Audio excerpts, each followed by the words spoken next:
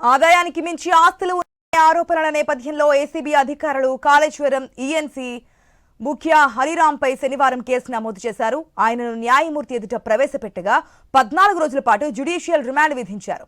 హరిరాంను పోలీసులు నేరుగా అక్కడి నుంచి చెంచల్గూడ జైలుకు తరలించారు.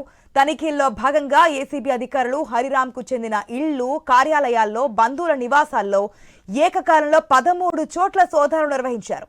దాదాపు ఆయన పేరు మీద 200 కోట్ల రూపాయల ఆస్తులు ఉన్నట్లుగా గుర్తించారు.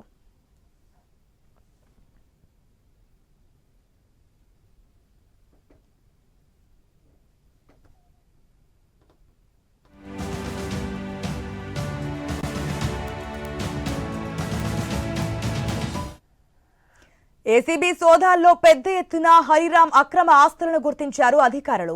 షేక్పేట, కొండాపూర్లో విల్లాలు, మాదాపూర్, నార్సింగి, శ్రీనగర్ కాలనీలో ప్లాట్లు ఉన్నట్లుగా తెలిపారు. అలాగే అమరావతిలో కమర్షియల్ స్పేస్, శ్రీనగర్ కాలనీలో 2 ఇండిపెండెంట్ ఇళ్లు ఉన్నట్లుగా ఏసీబీ అధికారులు గుర్తించారు. బొమ్మల రామారంలో 6 ఎకరాల ఫామ్ హౌస్, సిద్దిపేట జిల్లా మార్కుక్లో 20 ఎకరాలు, పటాన్చెరులో 20 గుంటల భూమి, కుబ్దుల్లాపూర్, మిర్యాలగూడలో ఓపెన్ ప్లాట్లు, కొత్తగూడెంలో నిర్మాణంలో ఉన్న బిల్డింగ్ ఉన్నట్లుగా ఏసీబీ అధికారులు కనుగొన్నారు. అంతేకాకుండా బంగారు ఆభరణాలు, బ్యాంక్ డిపాజిట్లను గుర్తించారు ఏసీబీ ఆఫీసర్స్.